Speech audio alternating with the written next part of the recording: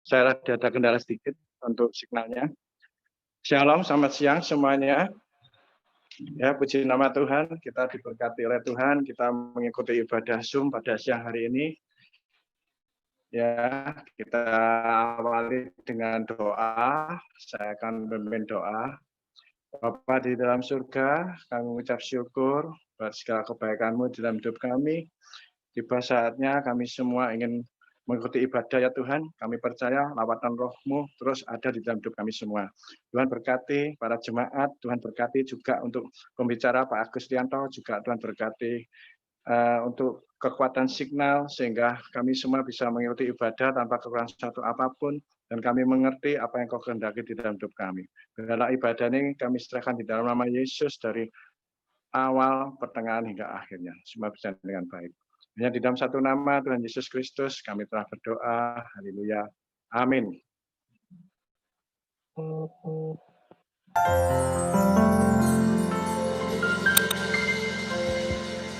Kuasa-Mu terlebih besar, Tuhanku terlebih besar. Pernah terlambat janji-Mu ya Tuhan, menolong hidupku. Kuasa-Mu terlebih besar, Tuhanku terlebih besar. Tak pernah terlambat janji-Mu ya Tuhan, pulihkan hidupku.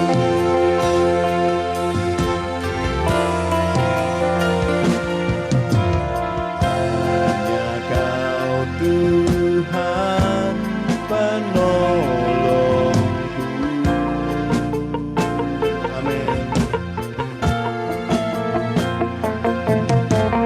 Yang selalu setia bersamaku,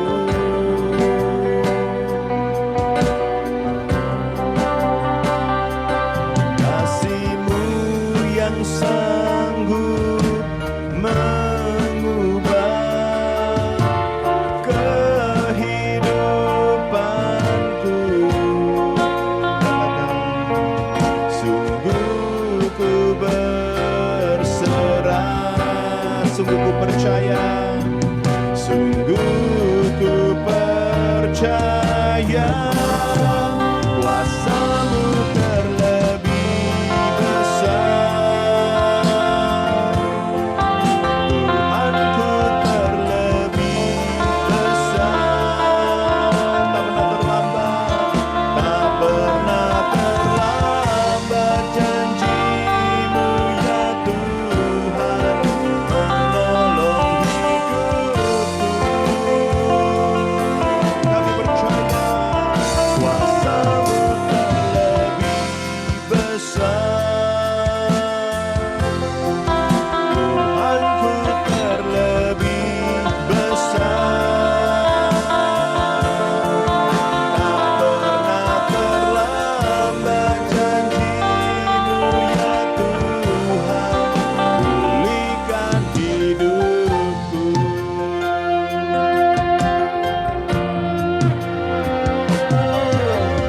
Hanya Kau Tuhan penolongku. Kesetiaan yang selalu setia bersamaku, dan kasih-Mu sempurna, kasih-Mu yang sanggup mengubah kehidupanku. Sungguh ku berserah, sungguh ku berserah, sungguh ku percaya, sungguh ku percaya.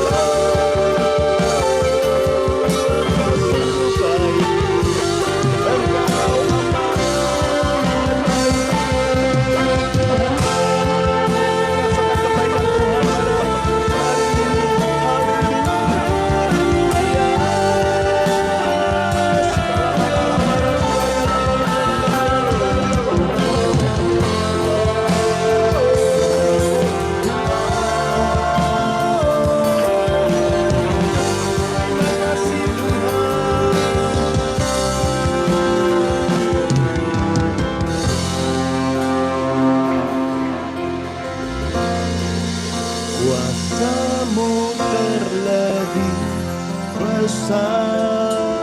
Yang percaya katakan, Tuhanku terlebih besar.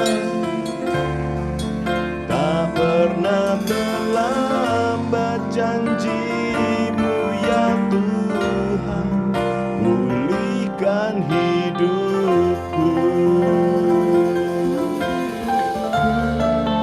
Tak pernah terlambat janji-Mu ya Tuhan, pulihkan hidupku.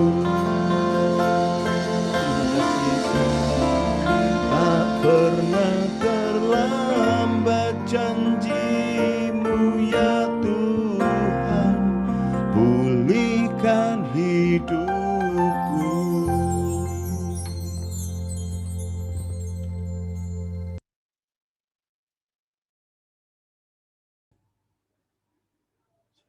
Shalom. Shalom untuk semua. Shalom juga untuk Pak Agus. Halo Pak Agus. Halo, halo. Halo Pak Agus, gimana kabarnya Pak? Baik. Oh sudah bulanan ya Pak, enggak ketemu. Iya, lebih, hampir setahun. Ya hampir setahun Pak. Tapi puji Tuhan, Bapak kelihatannya cerah dan segar. Iya, hari ini saya mulai ibadah onsite di MDC Galaxy. Oh tatap muka ya Pak? Ya, hari ini baru. Kok ya pas sudah direncanakan, tahu-tahu kena PPKM ya toh. Jadi tetap, jadi enggak jadi ya? tapi tetap jalan Oh aja. tetap jalan hari ini. Iya. Oh begitu Pak. Apa aja ya Pak yang jadi protokolnya itu? Seperti biasa? Iya, ya masker, suhu. Sebetulnya sih kalau kita betul-betul pegang protokol ya, sebetulnya ya wis itu sudah ya aman lah. Cuman tetap ada risiko, tapi risikonya itu sangat Minim. termanage. Ya, risikonya itu bisa di-manage. Cuma yang namanya orang ya kadang-kadang takut ya, kita nggak bisa paksa juga. Lumayan yang maksudnya dari kursi yang cuman berapa ya, 70, hadir kira-kira 50 orang ya. Oh ya sudah bagus tuh Pak. Saya juga pribadi juga ya nanti kalau misalnya ini kan baru pertama dan lagi isunya kan lagi ngeri-ngerinya toh. Betul Pak. Tapi nanti kalau sudah mulai ini reda ya rencana buka 2 kali ibadah. Oh gitu ya Pak. Ya Pak. Baik Pak. Terima kasih infonya juga. Terima kasih Bapak mau hadir di ibadah ini. Tuhan memberkati Pak. Silakan Pak, boleh dimulai. Oh langsung ya. Dengan doa ya Pak ya. Kita doa dulu ya. Tuhan, terima kasih Engkau sudah mengumpulkan kami di tempat ini. Sungguh kami bersyukur kami sudah melewati tahun 2020 penuh dengan banyak hal yang terjadi, tapi sampai hari ini kalau kami bisa ikut pertemuan ini, itu menandakan bahwa kami bertahan dan sudah melewati, dan juga kami dalam keadaan baik, tidak kurang satu apapun Tuhan, semuanya karena Tuhan pelihara. Dan sebab itu kami bersyukur, kami percaya Tuhan yang sama yang sudah memelihara kami sepanjang 2020 dalam berbagai tantangannya, Tuhan yang sama yang juga akan menyertai kami dan menguatkan kami melewati tahun 2021 dengan penuh kemenangan. Kalau sebenarnya kami akan mendengar firman, hamba berdoa biarlah pemberitaan firman pada pagi siang ini membuat jemaat itu lebih mengenal Engkau dan membuat kami ini mampu mendengar suara-Mu lebih jelas lagi dalam kehidupan kami Tuhan. Terima kasih ya Bapak, terima kasih. Hamba menyerahkan sesi pemberitaan firman ini ke dalam tangan Tuhan. Urapi, walaupun kami tidak bertemu secara langsung, tapi hamba berdoa kami percaya firman, perkataan firman Tuhan yang didengarkan baik melalui sarana apapun itu berkuasa. Bukan karena manusia mengucapkannya, tetapi semua karena Tuhan yang memperkatakannya. Terima kasih, buka hati kami masing-masing supaya kami bisa memahami dan juga menerapkan kebenaran firman Tuhan yang akan didengar, diberitakan pada siang hari ini. Sehingga kehidupan kami berubah, kehidupan kami Tuhan akan menjadi hidup yang berkemenangan bersama-sama dengan Engkau. Thank you. Dalam nama Yesus kami serahkan diri kami. Haleluya. Amin. Amin. Baik, selamat siang saudara-saudaraku, senang sekali ya bisa ketemu. Saya jarang, seingat saya mungkin baru sekali aja saya mengisi di ibadah minggu di HB Rehoboth. Karena memang saya seorang gembala dan biasanya minggu saya tidak mungkin keluar karena Minggu itu 3 kali ibadah biasanya, dari jam 8 sampai jam, kalau yang di Ciputra Awal itu sampai saya harus yang di CW itu jam 8, jam 10, kemudian jam 1, 4 kali malah. Yang di CW itu jam setengah 5 dulunya ya, 4 kali ibadah. Jadi saya hari Minggu itu full. Berangkat dari rumah itu jam 7, pulang rumah itu jam 5, jam 6 sore. Gitu. Dan tapi dengan pandemi ini semuanya berhenti, ya kayak ada sabbatical gitu. Dan makanya Bu Maria berkali-kali mengundang saya Minggu, saya bilang minta maaf. Tapi kalau Rabu malam saya bisa, karena Rabu kosong gitu ya, doa malam itu.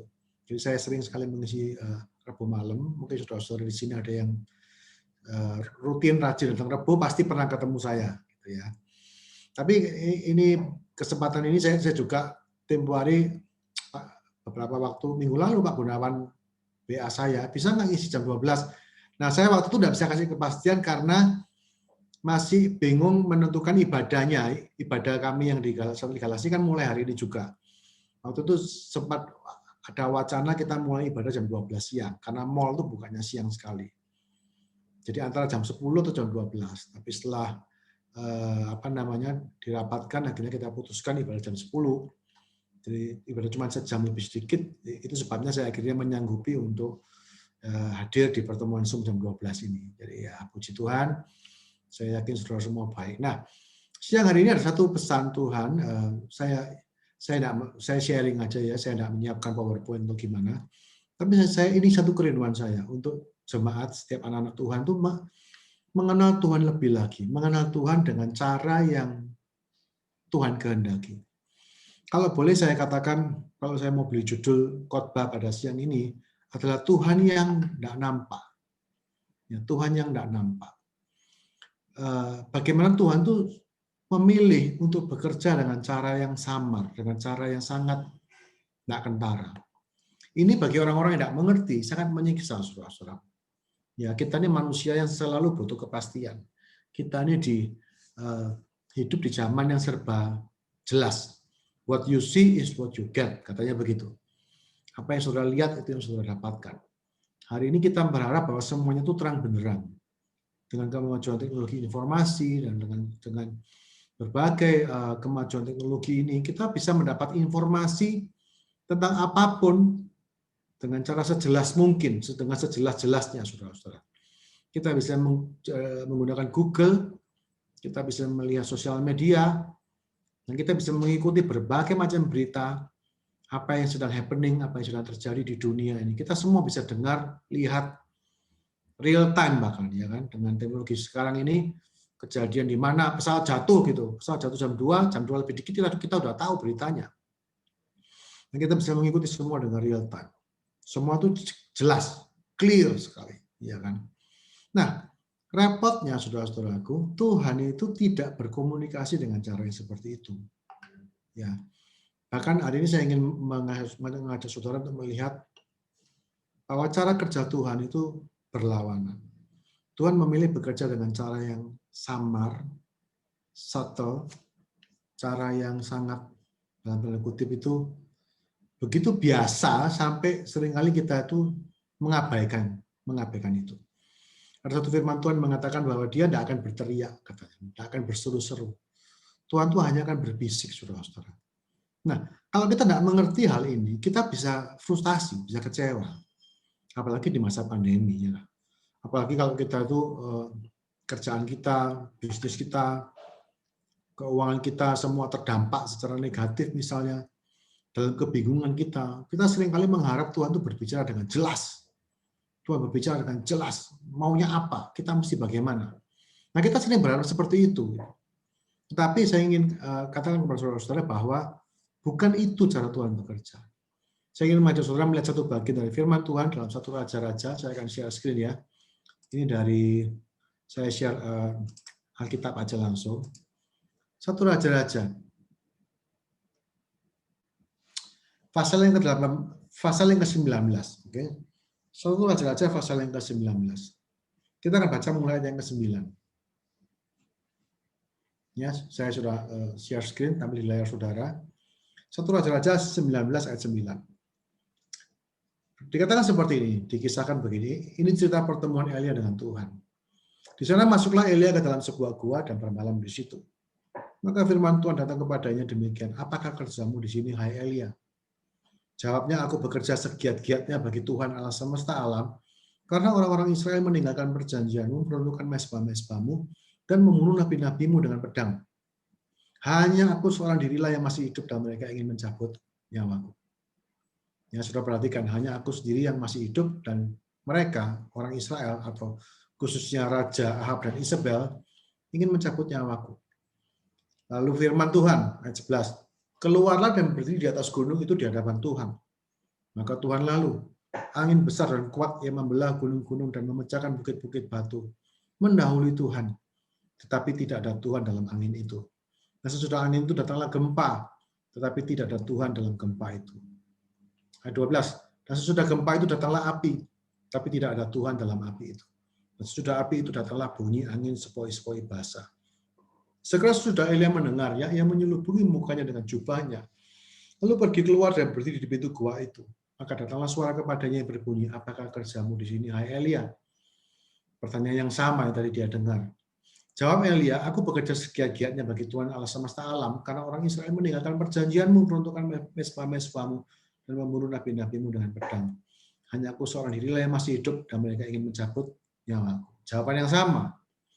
Ayat 15, firman Tuhan kepadanya, pergilah, kembalilah ke jalanmu melalui pada gurun ke Damsyik, dan setelah engkau sampai, engkau harus mengurapi Hazael menjadi raja atas Aram, juga Yehu cucu Nimsi haruslah kau urapi menjadi raja atas Israel, dan Elisa bin Safat dari Abel Meholah harus kau urapi menjadi nabi menggantikan engkau.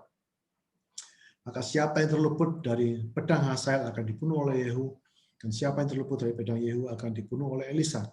Tetapi aku akan meninggalkan 7.000 orang di Israel, yaitu semua orang yang tidak sujud menyembah Baal dan yang mulutnya tidak mencium dia. Saudara-saudara, ini mungkin saya berikan sedikit latar belakangnya. Apa yang terjadi pada saat ini? Elia dalam kondisi frustasi, saudara-saudara. Kenapa dia frustasi? Karena dia tidak melihat Tuhan itu bekerja sesuai dengan harapannya dia. Latar belakang kisahnya dari 1 Raja-Raja 18, di mana Tuhan memerintahkan Elia untuk ketemu dengan Ahab, untuk memberitahu bahwa Tuhan akan memberi hujan. Jadi pada waktu itu Israel tidak menerima hujan sama sekali selama 3,5 tahun. Dan kekeringan luar biasa. Terjadi resesi yang sangat parah. Dan sebagai hukuman Tuhan tentu saja. Nah, kemudian Tuhan menyampaikan kepada Elia, pergilah bertemu dengan Ahab, sampaikan bahwa aku akan memberi hujan ke atas muka bumi. Nah, kemudian Elia dalam proses ketemu dengan Ahab itu, dia melakukan sesuatu yang di Alkitab ya, tidak disuruh oleh Tuhan. Dia menyuruh Ahab dan Isabel mengumpulkan nabi-nabi Baal, dan dia membuat sebuah tantangan. Ya, dia membuat sebuah tantangan. Saudara mungkin tahu cerita ini, di mana Elia menantang, kalau memang Baal itu adalah Allah yang hidup, suruh dia mengirimkan api dari surga. Ya, jadi ini akhirnya pertandingan antara pertandingan yang bersifat rohani. Dan kalau memang Allah Yehova yang adalah Allah, dia yang akan kirimkan api. Dan saudara tahu hasilnya bagaimana? Di mana Baal, nabi-nabi Baal itu kemudian mereka berdoa setengah mati dan tidak ada yang terjadi, saudara-saudara. Ya kan? Kemudian Elia dia berdoa. Ini saya share screen-nya, saudara-saudara ya. Ini doa Elia.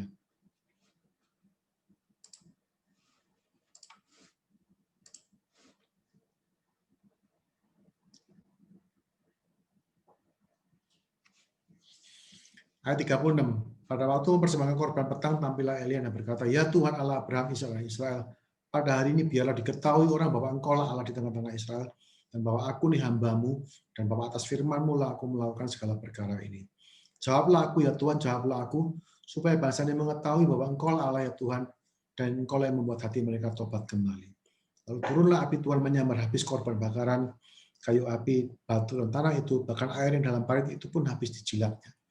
Ketika seluruh rakyat melihat kejadian itu, sujudlah mereka dan berkata, Tuhan dialah Allah, Tuhan dialah Allah. Nah, Saudara kalau lihat ayat berikutnya, di ayat terakhir, ini dia, yang ayat pertama pasal 19. Ketika Ahab memberitahu kepada Isabel segala dilakukan Elia, dan Elia membunuh semua nabi itu dengan pedang, maka Isabel menyuruh seorang suruhan mengatakan kepada Elia, beginilah kiranya pada para Allah menghukum aku, bahkan lebih dari itu jika besok kira-kira pada waktu ini, aku tidak membuat nyawamu sama seperti nyawa salah seorang dari mereka itu. Nah, saudara-saudara, Elia itu berdoa, dia minta supaya Tuhan itu mengubah hati umat Israel.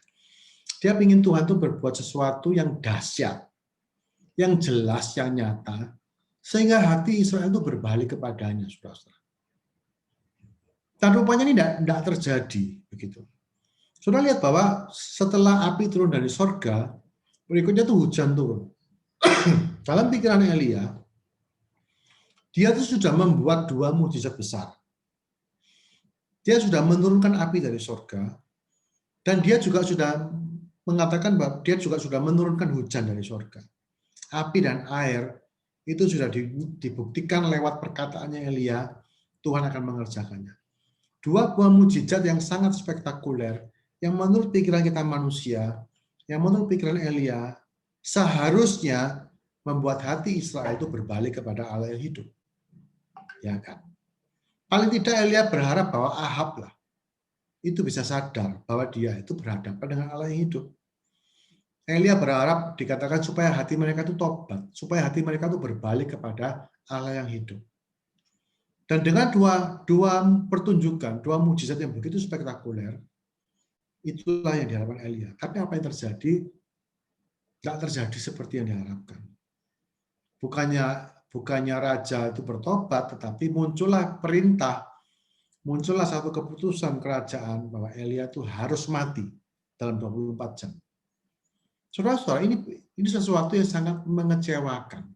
Kalau saudara lihat tadi keluhan Elia, dikatakan, ya, waktu Tuhan tanya, apakah kerjamu di sini, Elia? Elia bilang, orang-orang bangsa Israel membunuh nabi-nabimu, cuman aku yang masih hidup, dan sekarang tinggal aku sendirian. Elia berada dalam kondisi yang lelah luar biasa. Saudara-saudaraku, Elia ini kalau saya boleh bilang ya, mungkin salah satu nabi yang paling hebat di Perjanjian Lama itu ya Elia ini. Selain daripada Musa ya, tidak ada duanya Elia. Dalam perjalanan pelayanan Elia, saudara-saudaraku, tercatat 3 kali dia itu menurunkan api dari sorga. Tidak ada nabi yang seperti dia, yang betul-betul bisa memanggil api dari langit. Saudara-saudara. Tidak cuma 1 kali ini, terjadi lagi 2 kali. Di mana Elia itu memanggil api dari sorga, yang 2 peristiwa yang lain itu untuk membunuh 1 pasukan, saudara-saudara. Membunuh 2 pasukan, 2 kali turun dari surga itu. Jadi Elia ini nabi yang luar biasa yang pelayanannya diiringi dengan berbagai mukjizat yang luar biasa.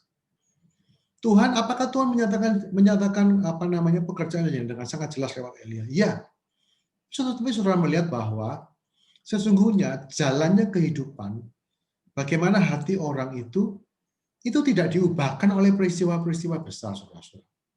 Ini saudara perlu tahu. Bahwa kita semua ini sepingin seperti Elia. Ya, kita suka dengan kisah di 1 Raja-Raja 18. Wih, api turun dari surga. Kita berharap bahwa kalau kita berdoa, Tuhan tuh langsung menjawab dengan kuasa, dengan kekuatan yang seperti itu. Kita tuh berharap bahwa Tuhan tuh menyatakan dirinya, betul nggak? Saya tuh berkali-kali dalam hidup saya itu berdoa, Tuhan nyatakanlah dirimu. Khususnya pada saat saya lagi goncang, waktu saya lagi punya masalah, lagi kepepet, ya kan. Tuhan nyatakan dirimu. Tuhan, aku ingin melihat Engkau. Tuhan, aku ingin merasakan mujizat. Aku ingin kadang-kadang kita bahkan meminta hadirat Tuhan, ya nggak? Kita Tuhan, aku ingin rindu hadirat-Mu. Hadirat Tuhan yang gimana gitu, yang membuat kita tuh bergetar, yang membuat kita tuh bisa sungguh-sungguh merasakan Tuhan tuh memeluk kita, gitu, saudara-saudara. Kita tuh merindukan pengalaman-pengalaman seperti itu. Ya, nggak salah, saudara-saudara, nggak salah. Tetapi pada siang hari ini saya katakan bahwa cara utama Tuhan dalam menjumpai kita itu bukan cara seperti itu. Dan kemudian saudara tahu kisahnya Elia dalam kondisi yang sangat frustasi karena dia sudah capek, menurut Elia, bagi Elia, dia sudah melakukan semuanya dengan segenap imannya. Hujan dan api sudah dia turunkan gitu. Ya itu memang pekerjaan Tuhan. Tapi dia itu sudah diurapi kayak luar biasa sehingga air hujan lebat dan api dari sorga itu dicurahkan, diturunkan lewat doa-doanya begitu saudara-saudara. Dan bagi Elia, dia sudah melakukan semua yang dia bisa untuk mendatangkan mujizat yang paling spektakuler. Harusnya apa yang diharapkan terjadi. Tapi walaupun Tuhan itu bekerja dalam hujan dan api itu, di luar itu tidak ada yang terjadi apa-apa. Waktu api turun dari sorga, orang Israel saking takutnya nyembah, oh Tuhan dialah. Habis itu tidak ada pertobatan. Ya saya nggak tahu berapa lama waktu antara api turun dari sorga itu dengan perintah Isabel itu keluar. Dugaan saya mungkin beberapa hari. Ya, orang Israel tetap bersifat apatis. Tidak ada yang bela Elia. Elia juga tidak melihat kebangunan rohani, ya kan? Tidak ada kebangunan rohani di Israel waktu itu. Mereka tetap menyembah Baal. Tidak ada mezbah Baal yang dirobohkan. Tidak terjadi apa-apa. Tidak terjadi perubahan apapun. Makanya sudah bisa merasakan ya bagaimana Elia itu sangat putus asa. Dia lelah, dia capek, dan hari ini dia menjadi enemy of the state, gitu. Enemy of the kingdom. Dia menjadi musuh kerajaan. Ditarget harus mati dalam 24 jam. Nah, jadi di sini sudah bisa melihat bagaimana Elia akhirnya mengalami rasa frustasi yang luar biasa. Dan kemudian dia dipimpin oleh Roh Kudus untuk pergi jauh, berjalan 40 hari sampai ke gunungnya Tuhan, Gunung Horeb.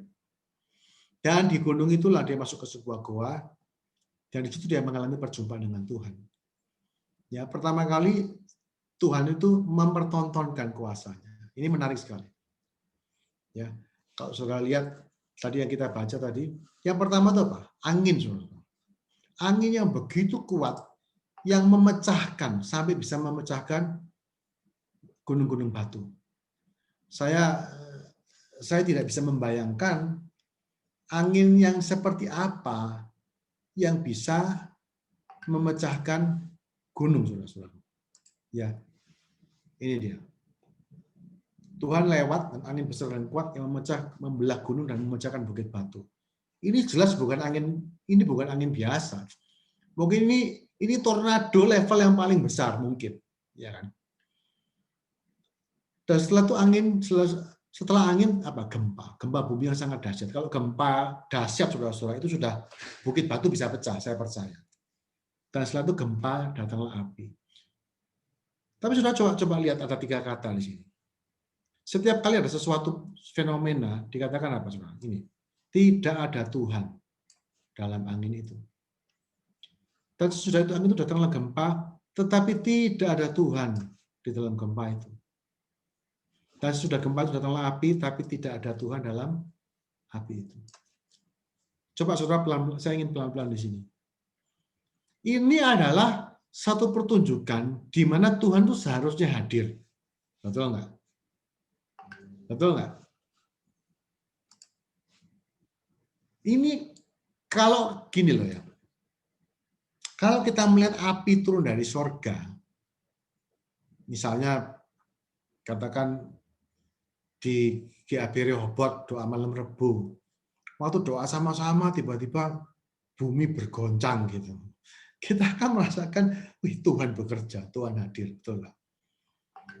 Tetapi di sini Tuhan ingin menunjukkan bahwa kehadirannya itu bukan justru tidak dalam peristiwa-peristiwa yang spektakuler itu. 2 kali Tuhan menunjukkan dirinya dengan api. 1 kali lewat hujan lebat, lewat angin ribut, lewat gempa bumi. Seolah-olah kayak gini loh, kayak Tuhan itu ingin menunjukkan kepada Elia, aku nih bisa melakukan segala hal. Mau pakai angin, pakai api, pakai gempa, pakai apa lagi? Pakai apa saja gitu. Pakai air, I can do anything gitu. Tuhan itu maha kuasa. Tapi kehadiran Tuhan itu memutuskan hadir di angin sepoi-sepoi basah. Angin sepoi-sepoi di atas gunung itu tiap hari terjadi. Setuju? Angin sepoi-sepoi di atas gunung itu nggak usah nunggu lama, saudara-saudara.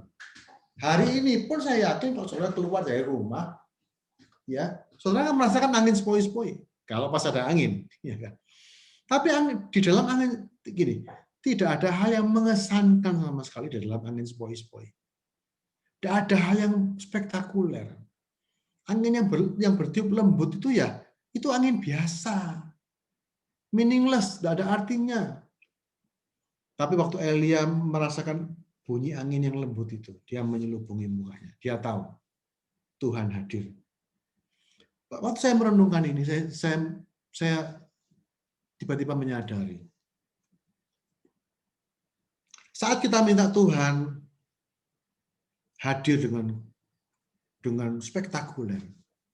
Waktu saya berdoa, Tuhan nyatakanlah dirimu. Itu sebuah doa yang lahir dari ketidakpercayaan sebetulnya. Saudara-saudaraku, tanda ajaib itu diberikan untuk orang yang tidak percaya. Alkitab mengatakan begitu, demikian. Tanda-tanda ajaib itu diberikan untuk orang yang tidak percaya. Hanya orang yang tidak dewasa yang mengharapkan Tuhan menunjukkan dirinya. Tapi bagi anak-anak Allah, saudara-saudaraku, Tuhan memilih cara yang lembut, cara yang samar. Ini sering sekali menjadi batu sandungan, gitu loh. Ya. Dan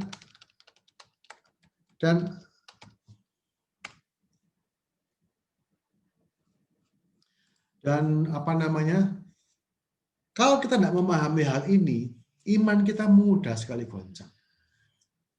Tuhan, kenapa engkau tidak berbicara? Kita berharap minta tanda. Tuhan, tunjukkan kepadaku satu hal yang jelas. Tidak, saudara-saudara. Kita perlu belajar bahwa Tuhan itu hadir justru dalam keseharian Anda. Nah, ini banyak orang yang tidak sadar. Dia itu Immanuel, Allah yang menyertai kita. Kita mungkin mengatakan, aku tidak kroso itu. Karena apa? Karena Anda berpikir bahwa Tuhan itu hanya hadir melalui perkara-perkara yang sensasional. Sense itu apa? Sense itu indera. Ya, senses. Sensasional itu menunjukkan hal-hal yang sensasi gitu. Hal-hal yang jelas dipandang secara mata, didengar telinga, bisa disentuh. Hal-hal yang begitu jelas sehingga kita tidak perlu ragu lagi tentang dia. Saudara-saudara, Tuhan selalu memilih cara yang tidak sensasional. Ambil contoh yang lain misalnya ya, peristiwa Natal. Oke, saya singgung Natal ini karena kita baru meninggalkan momen Natal baru 2-3 minggu. Saudara lihat, Natal itu, peristiwa kelahiran Yesus itu. Kehadiran Yesus di dunia ini, itu sudah direncanakan ribuan tahun. Sejak Adam dan Hawa jatuh dalam dosa, Allah itu sudah merencanakan, di Kejadian 3 ayat 15, bahwa benih dari perempuan ini akan meremukkan kepala ular. The seed of this woman. Ya. Seed benih dalam pemikiran Yahudi, benih itu bukan dari perempuan. Benih itu dari pria. Oke, yang namanya benih itu dari pria. Tapi di Kejadian 3:15 dikatakan benih dari perempuan ini, keturunan dari perempuan ini akan meremukkan kepalamu. Sudah dinubuatkan ribuan tahun. Dalam kitab Yesaya, nubuatan tentang Mesias juru selamat. Di Perjanjian Lama ada banyak sekali nubuatan, profesi yang mengatakan bahwa akan hadir juru selamat. Jadi kehadiran Yesus di dunia ini, kelahirannya itu sudah dinubuatkan ribuan tahun. Kalau dibilang itu planning, rencana, itu rencana yang sudah disiapkan ribuan tahun oleh Tuhan sendiri. Tapi saudara tahu bahwa peristiwa Natal itu seperti sebuah peristiwa yang betul-betul kayak peristiwa yang tidak direncanakan. Ya enggak? Yusuf dan Maria harus tiba-tiba ada sensus, tiba-tiba mereka harus meninggalkan semua persiapan mereka. Yusuf itu tukang kayu dan saya yakin dia sudah menyiapkan semuanya untuk bayi yang akan dilahirkan istrinya ini. Karena dia tahu juga bahwa ini anak bukan anaknya dia, ini anaknya Roh Kudus. Ini anak dari Tuhan. Yusuf sebagai tukang kayu, dia pasti sudah bangun, paling tidak bangun ranjang lah, bikin tempat tidur lah untuk Yesus. Tapi Tuhan tidak mengizinkan. Malam Natal menjadi malam silent night. Betul-betul malam yang sunyi. Tidak ada yang tahu bahwa Sang Mesias, Anak Allah, Raja Sorga, malam hari itu hadir di dunia. Sampai hari ini pun kita tidak tahu persis tanggal atau bulan persisnya kapan Yesus itu lahir. Ya kan? Apakah Desember? Ada banyak versi, saudara-saudara. Dan saudara lihat kelahiran peristiwa Natal itu hanya Yusuf dan Maria, dan mungkin 2-3 orang gembala yang datang dan melihat itu. Ya, gembala-gembala yang jaga malam itu berapa sih menurut saudara? 5? Ya katakanlah 5 orang. Allah memilih menghadirkan putranya yang tunggal ke dalam dunia dengan cara yang sangat tidak sensasional, ya enggak? Lahirnya di kandang lagi. Siapa yang mau percaya kepada Yesus kalau lahirnya aja sudah gak menjaji, istilah itu bahasa Perancisnya, gak menjaji. Lahirnya aja sudah enggak karu-karuan, sudah apes kayak gitu. Siapa mau percaya bahwa ini bayi, ini anak Allah, saudara? Tapi itulah cara Tuhan bekerja. Kalau dibilang Yesus itu, kalau dibilang pilihan ya, Yesus itu bisa enggak, atau Allah itu bisa enggak mengatur Yesus itu lahir di istana? Ya bisa-bisa aja, saudara-saudara. Itu juga yang membuat orang Majus itu kesasar ketemu Herodes. Ya toh, karena mereka pikir mereka lihat bintang, ada raja baru yang lahir. Nah mereka mikir kalau raja yang lahirnya mesti di istana. Makanya begitu mereka kehilangan bintang itu, mereka cari di istana Herodes, saudara-saudara. Tambah gak karuan, dari situlah muncul perintah untuk membunuh anak-anak dan segala macam. Itu kesasar betul orang Majus itu, tapi itu semua dari Tuhan sifatnya. Dimana Tuhan itu suka, Tuhan itu sekali lagi dia memilih cara yang sangat sama, cara yang tidak sensasional, cara yang sangat biasa, melalui angin sepoi-sepoi basah, melalui keseharian saudara. Saya ingin katakan begini ya, setiap Anda dan saya, kita ini orang-orang biasa, saudara-saudara.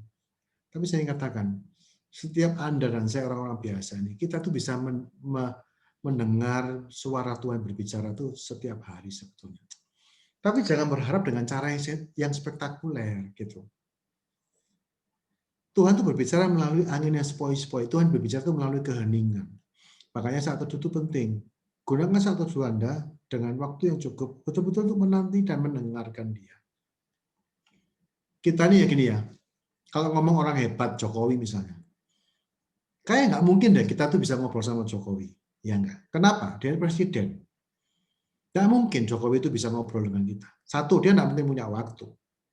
Ya kan? Dan yang kedua, kita ini siapa? Jokowi hanya akan ngobrol, 1 dengan keluarganya, 2 dengan menteri-menterinya, 3 dengan staf istananya, 4 dengan orang-orang yang top di Indonesia. Hanya orang-orang tertentu yang sangat prominen yang bisa berdialog dengan Pak Jokowi.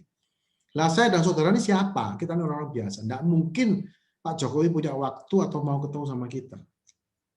Tapi semua itu karena dia terbatas. Nah, Tuhan itu beda.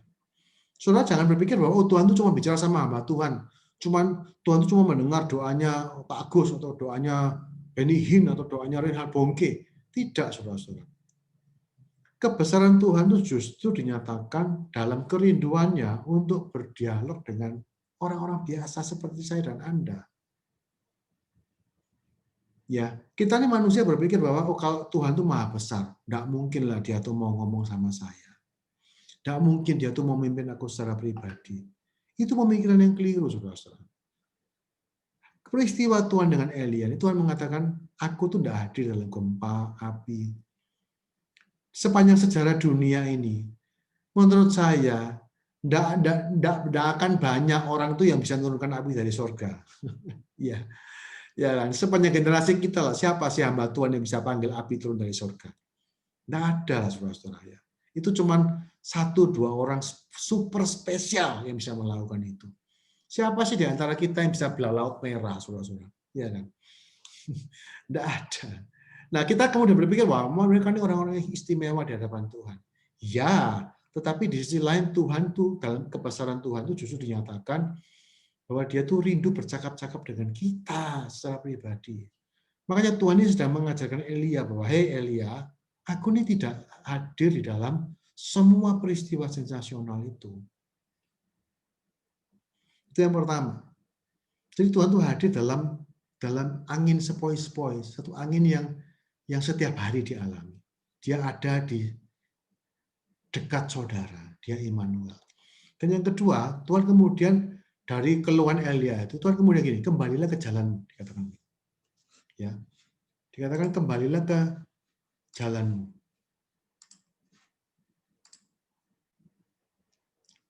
Pergilah, kembalilah ke jalanmu melalui padang gurun ke Damsyik, dan setelah kau sampai, kau harus begini-begini mengurapi dan segala. Ini ayatnya ya. Urapi Yesaya, urapi Yehu, urapi. Saudara-saudara, yang kedua, Tuhan menyuruh Elia ini melakukan tugasnya kembali. Tugasnya sehari-hari. Sebagai seorang nabi, Elia pada saat itu, tugasnya apa? Yang ngurapi orang gitu. Tuhan bilang kerjakan yang seperti biasa kamu kerjakan. Tuhan menyuruh Elia kembali ke rutinitasnya. Apa sih yang dilakukan Elia? Elia itu berharap dengan api dan hujan itu Israel bertobat. Itu tidak terjadi. Kenapa? Tuhan itu sedang, bukan berarti pada saat Israel tidak bertobat karena api dan air itu, bukan berarti Tuhan itu tidak bekerja, itu maksudnya. Tuhan itu menunjukkan Elia, aku ini bekerja. Aku ini bekerja melalui proses sejarah. Ayo kamu kembali, urapi Rahasai, urapi Yehu, urapi Elisa. Tuhan itu sudah melakukan rencananya yang selalu bersifat lambat, yang selalu mengandung sebuah proses, langkah demi langkah. Kamu lakukan ini dulu, habis itu lakukan ini, nanti ini kalau ini jadi begini. Tuhan itu tidak melakukan segala sesuatu dengan instan. Elia tuh maunya instan.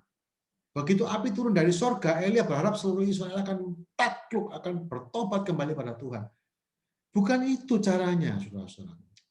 Nah, kita kadang-kadang di masa pandemi berpikir, Tuhan aku ingin terjadi mujizat. Mujizat itu apa sih? Mujizat itu adalah jawaban instan. Sekali lagi ya, saya bukan anti mujizat. Kadang-kadang Tuhan akan memberi mujizat. Kadang-kadang Tuhan akan bekerja menjawab persoalan saudara dengan mujizat. Kadang-kadang. Tetapi mujizat itu bukan cara umum atau cara utamanya Tuhan menjumpai saudara. Kenapa sih? Gini aja. Kenapa Tuhan memilih atau lebih memilih cara yang tidak nampak? Kenapa Tuhan memilih untuk menjumpai kita di dalam keseharian kita? Kita ibu rumah tangga, kita bisnismen, jaga toko, kita jadi pegawainya orang. Ya Tuhan bilang lakukan, kembalilah ke kehidupanmu yang rutin itu. Aku tuh bekerja di situ. Kenapa sih kok Tuhan tuh lebih memilih cara yang tidak nampak, saudara-saudara? Itu begini. Pada saat Tuhan tuh bekerja dengan samar-samar, di situ kita semua punya pilihan untuk mengasihi Dia, untuk percaya Dia, betul-betul dengan seluruh kehendak bebas, keputusan bebas kita. Saya ulang ya. Waktu Tuhan memutuskan bekerja dengan cara yang lambat, dengan cara yang samar, itu satu-satunya kesempatan, satu-satunya cara di mana kita bisa mengasihi Dia, percaya kepadanya, itu dari keputusan bebas kita. Kalau Tuhan menyatakan kuasanya, mujizatnya terus, Anda mengatakan, oh Tuhan terima kasih, aku mengasihi Engkau, aku percaya kepadamu. Itu bukan kasih dan iman yang murni. Kenapa? Karena Anda tidak punya pilihan. Secara mental Anda dipaksa untuk percaya. Kenapa? Anda melihat mujizat setiap hari. Mau tidak mau Anda harus percaya. Itu pun tidak akan muncul iman yang murni. Bangsa Israel setiap hari waktu mereka keluar dari Mesir, setiap hari mereka mengalami mujizat. Mana, tiang api, tiang awan. Tapi mereka tetap tidak memiliki iman yang murni, tulus kepada Tuhan. Kenapa? Karena mereka dipaksa untuk percaya. Iman dan kasih kepada Tuhan tidak bisa dipaksa. Iman dan kasih yang murni itu hanya akan timbul dari keputusan bebas. Saudara bisa memutuskan untuk ragu, saudara bisa memutuskan untuk percaya. Dan itu hanya terjadi kalau Tuhan itu tidak menampakkan dirinya secara jelas dalam hidup saudara. Saya kasih contoh. Kalau saudara anak konglomerat, ya, Anda nih, putra seorang konglomerat, Anda punya bisnis nilainya puluhan triliun misalnya. Kemudian Anda cari pacar. Anda ketemu perempuan sangat cantik. Cinta sama Anda. Saya mau tanya kalau jujur. Dari mana Anda tahu bahwa perempuan ini mencintai Anda sungguh-sungguh atau dia hanya sekedar mencintai harta Anda? How do you know? Bagi si perempuan ini pun, dia juga tidak akan bisa menyelidiki hatinya segitunya. Dia mungkin merasa cinta kepada saudara, Tetapi siapa yang bisa tahu? Bahkan si perempuan, si gadis ini pun tidak akan tahu persis dia tuh mau sama Anda karena Anda tuh super kaya atau karena Anda ini betul-betul orang yang dia cintai. Tidak ada yang bisa tahu, saudara-saudara. Setuju nggak? Makanya orang yang super kaya itu meskipun gampang cari istri, tapi tidak gampang cari istri yang sungguh-sungguh mencintai dia. Ya enggak? Nah, hal yang sama yang terjadi dalam hubungan kita dengan Tuhan. Dari mana kita tahu kita mengasihi Tuhan dengan sungguh-sungguh? Dari mana kita tahu bahwa kita tuh memiliki iman dan kasih yang murni kepada Allah? Hanya dengan satu cara. Kalau Allah bekerja dengan cara yang sangat samar, cara yang meragukan. Hanya kalau Allah berbicara dalam angin yang lembut, di mana kita harus betul-betul berusaha mendengar Dia. Hanya dengan cara itu, kasih dan iman yang murni itu akan muncul dari hidup kita. Tanpa keputusan bebas, tanpa satu kesempatan untuk ragu, tidak ada iman yang murni. Ya. Orang kalau tidak punya kesempatan, tidak punya ruang untuk ragu-ragu, dia tidak akan bisa membangun iman yang murni. Iman yang murni itu dibangun dari keputusan-keputusan pada saat kita tuh mengalami keraguan-raguan. Itu sebabnya Allah memilih untuk bekerja dengan cara yang tidak jelas. Tangkap ya. Jadi kalau pada hari ini saudara-saudara merasa Tuhan, kau di mana Tuhan? Aku perlu Engkau Tuhan. Ya, saudara boleh berdoa seperti itu. Tapi ketahuilah bahwa Tuhan itu hadir dalam keseharian saudara. Lakukan aja apa yang selama ini kau lakukan. Oke? Saudara lakukan aja. Maksudnya enggak usah merasa ragu, Tuhan menyertai aku. Tuhan menyertai saudara. Karena kasihnya kepada Anda itu begitu luar biasa. Ya, jadi Elia disuruh kembali kepada rutinitasnya. Disuruh kembalilah ke jalanmu, urapi. Menariknya, saya nggak tahu, saya mungkin salah nih ya. Saya teliti saudara-saudaraku. Kalau dari catatan Alkitab, Elia tidak melakukan tugas ini. Saya tidak tahu, mungkin saya salah. Tapi saya sempat selidiki, apakah dia kemudian mengurapi Hazael, mengurapi Yehu? Enggak ya saudara-saudara. Saudara kalau baca kisahnya Hazael dan Yehu itu terjadi setelah Elia diangkat ke surga. Elisa yang mengalami itu. Jadi saya nggak tahu, tetapi rupanya mungkin apakah Elia merasa dia kemudian ini tok ya gitu kan ya. Saya nggak tahu, mungkin saya salah. Saya tidak berani memastikan. Tapi dari pendidikan saya, Elia tidak melakukan tugas ini. Dia kembali ke rutinitasnya ya, tapi somehow dia tidak mendapat kesempatan. Dia hanya berkesempatan mengangkat Elisa untuk menggantikan dia. By the way, saudara-saudaraku, sekali lagi, jangan meremehkan keseharian saudara. Karena Tuhan akan berbicara di dalam semua keseharian Anda. Jangan berpikir kalau aku tidak mengalami hadirat Tuhan, apalagi kalau kita tidak pernah, apalagi kalau ibadahnya lewat Zoom gini ya. Aduh, rasanya kan gak iso ngrasakno hadirat Tuhan ya kan, soalnya video gitu. Ya oleh internetnya lancar, lek pedot-pedot tambah sumpek saudara-saudaranya enggak. Pujiannya wis video, pedot-pedot lagi kan, itu kan bisa gak ngangkat situasinya gitu loh, betul nggak? Pujiannya penyembahannya gak ngangkat gitu. Tapi saudara-saudara, sekali lagi hadirat Tuhan itu bukan di dalam pujian konser yang megah, tidak. Justru saya ingin mendorong saudara, temukan Tuhan dalam angin sepoi-sepoi itu, dalam keseharian Anda. Sungguh dia hadir. Tapi masalahnya gini, Anda harus sediakan waktu. Tidak bisa Anda misalnya Zoom, atau misalnya saat teduh, terus cepet-cepetan, saat teduh 10 menit cukup, lumayan nanti bakal saat teduh. Tidak bisa, tidak cukup. Saat teduh 10-15 menit tidak cukup. Sediakan waktu yang sangat istimewa, spesial untuk mencari Tuhan. Ingat loh, Anda ini ketemu bukan dengan Jokowi loh. Anda ini ketemu Allah pencipta langit dan bumi. Ya, yang menjumpai Anda dalam keseharian Anda. Itu sebabnya kita tidak bisa saat teduh enak-enakan gitu. Bukan enak, bukan terus cepet-cepetan, terus baca renungan cepet-cepetan, baca Alkitab sak kenei, doa sak kenei. Ya bukan apa, tapi saudara rugi gitu. Karena saat teduh kita itu mengawali hari, di mana dalam sehari itu kita bisa mengalami mengimani penyertaan kehadiran Tuhan yang menyertai kita sepanjang hari itu, saudara-saudara. Ya kan. Jadi sekali lagi, Tuhan akan berbicara kepada Anda semua. Gimana Pak? Melalui suara hatimu yang kecil, lembut, berbisik itu. Tuhan itu kan berbisik pelan sekali. Jangan. Dan bisikan hati saudara itulah yang akan memimpin hatimu. Akan memimpin hidup saudara. Tinggal saudara mau dengar atau enggak. Ya, jadi kalau saudara, gimana sih cara mengenali suara Tuhan, saudara-saudaraku? Satu, suara Tuhan itu selalu kecil. Selalu lembut. Selalu enggak kentara. Yang kedua, enggak bisa dibantah. Kalau dibantah langsung diam.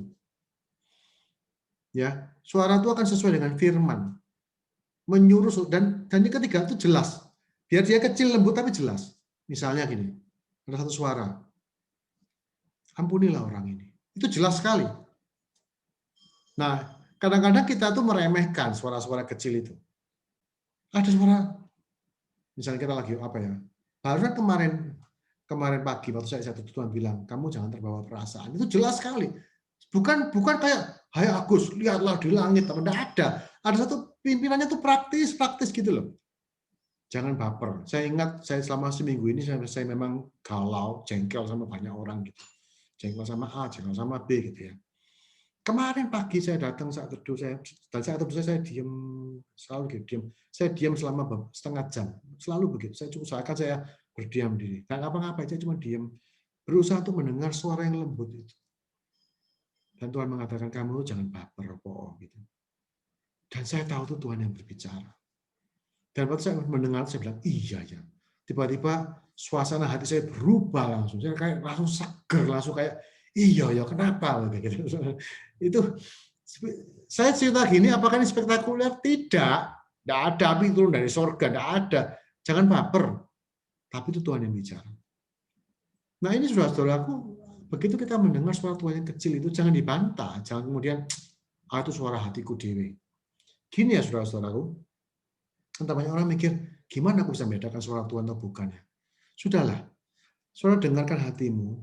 Kalaupun suara hatimu pun, itu bisa dipakai Tuhan Roh Kudus untuk menyatakan sesuatu. Yang penting saudara menantikan, saudara betul-betul menyiapkan hati untuk mendengar dan taat. Kalau sikap hati saudara itu dengar dan taat, Tuhan akan berbicara. Tuhan akan memimpin, Tuhan akan hadir. Dan yang terakhir dalam kisah Elia tadi dikatakan, aku meninggalkan 7.000 orang. Maksudnya gini loh, Elia akan ngomong, Tuhan aku ini berjuang sendirian. Tuhan bilang, enggak Elia, kamu enggak berjuang sendirian. Saya nggak tahu kok bisa Elia itu bisa enggak tahu ada 7.000 orang Israel yang setia kepada Allah. Ayo, kok bisa? Mungkin karena Elia terlalu berfokus pada hal-hal spektakuler, mungkin. Anda dan saya, kalau kita fokusnya cuma ngejar mujizat, ngejar hal-hal sensasional, terus besar kemungkinan kita akan merasa berjuang sendirian. Kita akan marah kepada semua orang. Kita marah sama saudara-saudara seiman, teman-teman gereja yang tidak semangat. Oh, kita semangat minta kebangunan rohani, kita semangat minta begini-begitu. Kita lihat kanan kiri, kok harus semangat kayak aku ya. Kita kemudian merasa berjuang sendirian, capek, frustasi, marah, dan seterusnya. Tapi Tuhan mengatakan, aku ini meninggalkan 7.000 orang di Israel yang tidak menyembah Baal. Di situ itu menjadi penghiburan bagi Elia. Elia, kamu tidak sendirian. Oke, saudara-saudaraku, bagi Anda yang selama ini merasa pandemi ini begitu sulit, ya tantangannya terlalu besar, Anda tidak sendirian. Ada jutaan miliaran anak-anak Tuhan yang lainnya juga berjuang di perlombaan iman yang sama, dan semuanya ada dalam penyertaan Tuhan. Saya harap pesan ini menguatkan setiap saudara, membuat Anda bisa mempercayai kehadiran Tuhan dalam hidupmu, dan tak cuma percaya, saya justru berdoa, Anda itu bisa mendengar Tuhan berbicara. Jelas, lembut tapi jelas dalam hidup saudara. Dan kalau Anda mendengar Tuhan berbicara, lakukanlah, taatilah. Maka Tuhan akan berbicara makin sering, saudara akan terlatih mendengar suara Tuhan lebih peka lagi. Dan hidup Anda akan terus dipimpin oleh Roh Kudus. Tidak ada masa sulit apapun yang bisa memisahkan kita dari kasih Allah. Amin. Mari kita berdoa. Tuhan, aku berdoa untuk setiap jemaat, khususnya dari Gereja Allah Baik Rehoboth ini, Tuhan Yesus. Aku berdoa, Tuhan, bahwa Engkau hadir dalam keseharian mereka. Engkau tidak hadir mungkin dalam hal-hal yang spektakuler. Kami mungkin berharap melihat mujizat keajaiban, tapi biarlah kami belajar pada siang hari ini bahwa Engkau itu ada di tengah-tengah keseharian kami. Di tengah-tengah peristiwa yang paling menjemukan, di tengah rutinitas, Tuhan itu hadir dan Tuhan berbicara. Ajari kami Tuhan untuk mengenali kehadiran-Mu di tengah-tengah keseharian kami. Ajari kami untuk mendengar suara-Mu yang berbicara melalui suara hati kami, Tuhan Yesus. Ajari kami. Dan beri kami sukacita yang besar saat kami menjumpai bahwa Engkau itu sungguh-sungguh tidak pernah tinggalkan kami. Immanuel itu sebuah realita. Immanuel menjadi sebuah realita sehari-hari bagi kami. Tuhan tidak pernah meninggalkan setiap kami. Beri kepekaan, beri hati yang dengar, hati yang mau taat kepada firman-Mu. Beri kami sikap yang mau menjadi pelaku firman yang kami dengar. Dengan cara yang paling sederhana, langkah demi langkah. Dan biarlah dalam segala tantangan yang harus kami hadapi, semua itu menjadikan dan membentuk kami menjadi serupa dengan gambaran Kristus. Semua kesulitan itu menguji dan memurnikan iman kami. Penderitaan itu menempa kami untuk memiliki iman yang teguh, iman yang kokoh kepadamu ya Tuhan. Dan di atas semuanya itu, pada saat kami memutuskan untuk tetap percaya, kami memutuskan untuk tetap mengasihi Tuhan, walaupun kami tidak bisa melihat Kau dengan jelas. Itu artinya kami punya kasih dan iman yang murni. Kami membuat keputusan bebas untuk mencintai dan mempercayai Engkau. Dan keputusan kami akan berkenan di hadapan-Mu ya Tuhan. Terima kasih.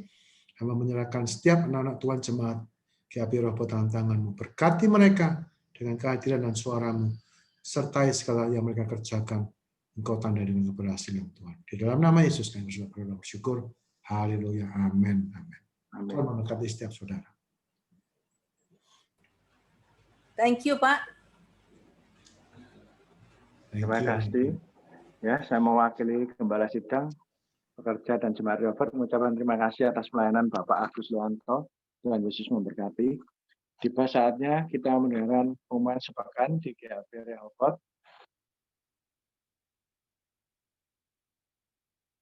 Doa malam tanggal 13 Januari dimulai pukul 19.30. Pembicaranya adalah Evangelis Yeremia. Untuk ibadah Zoom minggu depan, hari Minggu, tanggal 17 Januari, dimulai pukul 12, dibawakan oleh Pendeta Rudi Teja Laksana. Sekian pengumuman dari kami, Tuhan Yesus memberkati.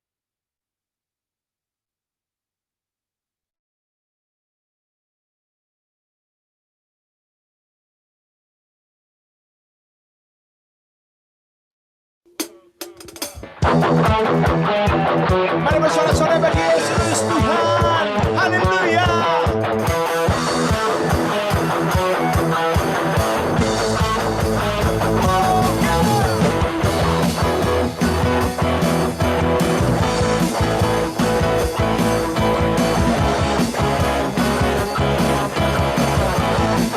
Katakan, tak pernah ku ragu akan kesetiaan-Mu.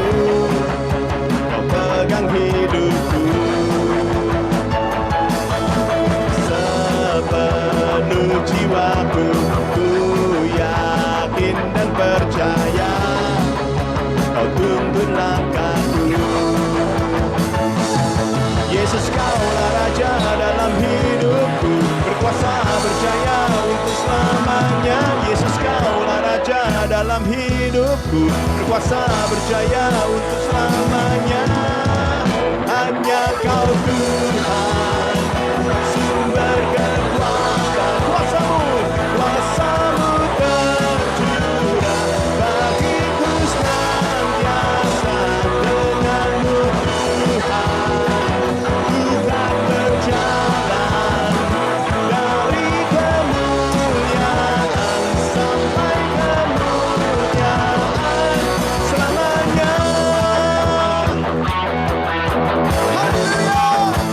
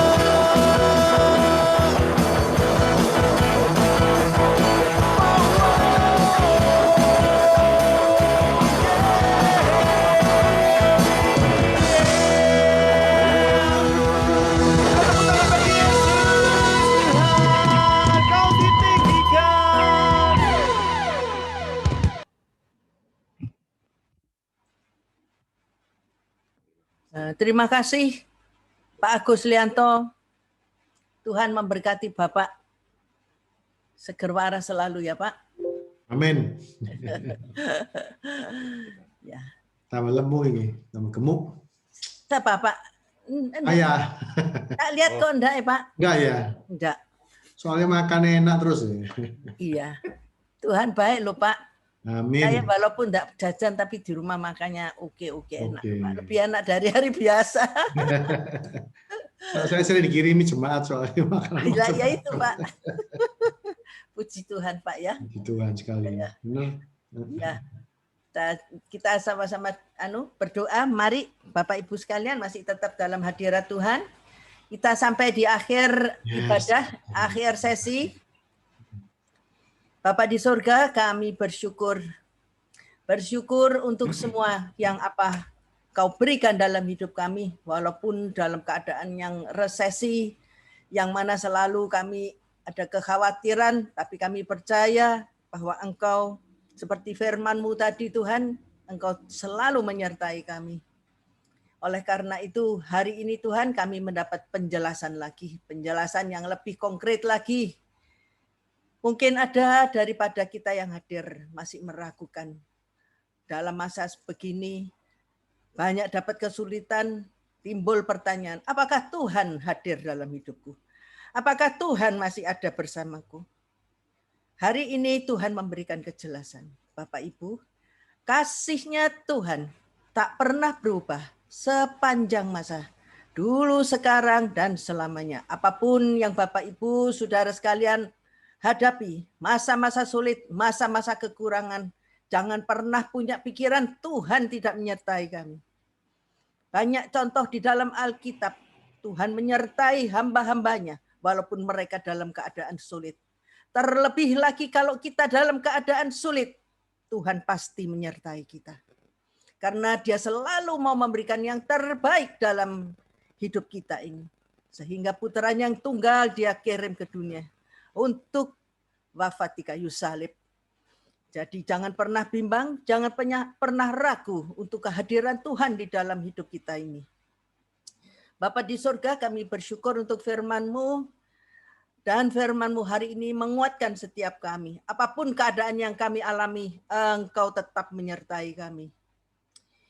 Mengucap syukur Engkau sudah mengutus hamba-Mu yang terkasih, Bapak Pendeta Agus Lianto. Kami berdoa untuk Pak Agus, Tuhan memberkatinya lebih lagi. Tuhan menolong pada setiap keperluan yang dia hadapi, Tuhan selalu ada. Tuhan tambahkan berkat-Nya di dalam kehidupannya, demikian juga untuk keluarga, anak istrinya, Tuhan, Engkau tambahkan segala berkat yang baik yang datang daripada-Mu.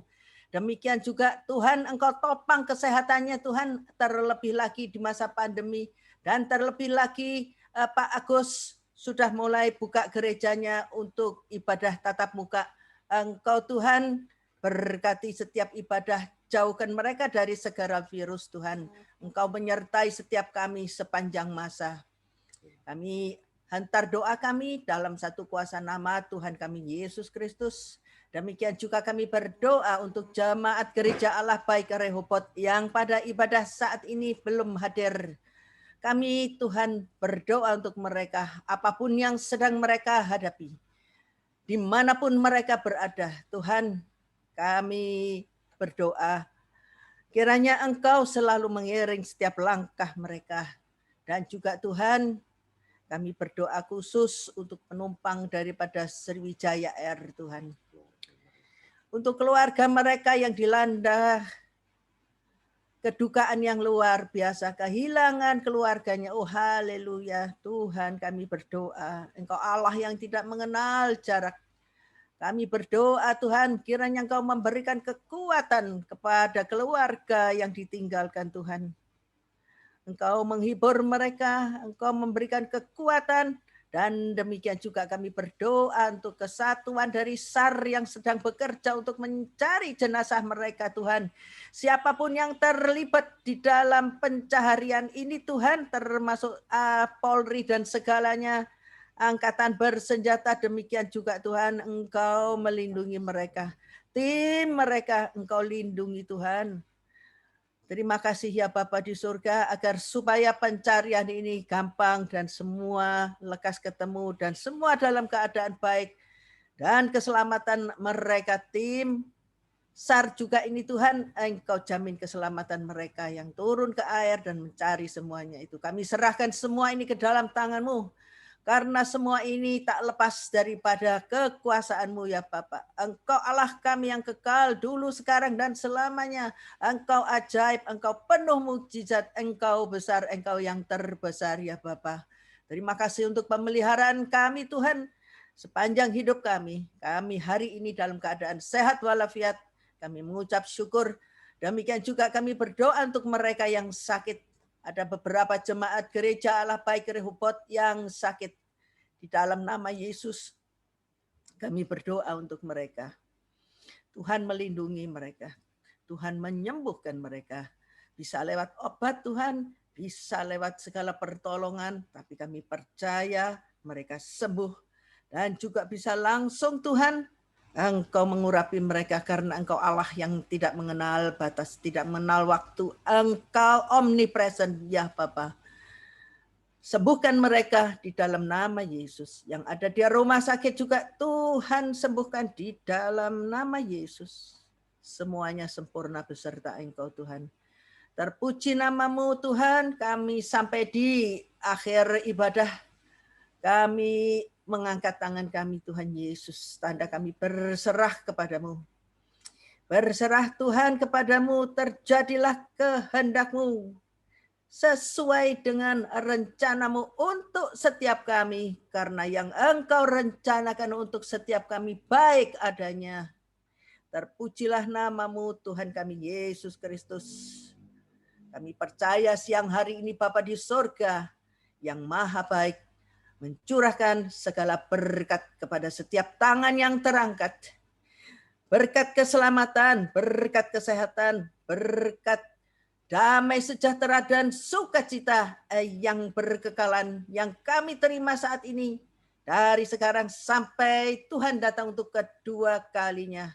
Di dalam nama Yesus, hamba-Mu selesai berdoa dan kiranya ibadah ini Tuhan boleh menyenangkan hati-Mu. Dan segala doa dari para jemaat diterima oleh-Mu Tuhan dan dikabulkan di dalam nama Yesus. Hamba-Mu selesai berdoa dan mengucap syukur.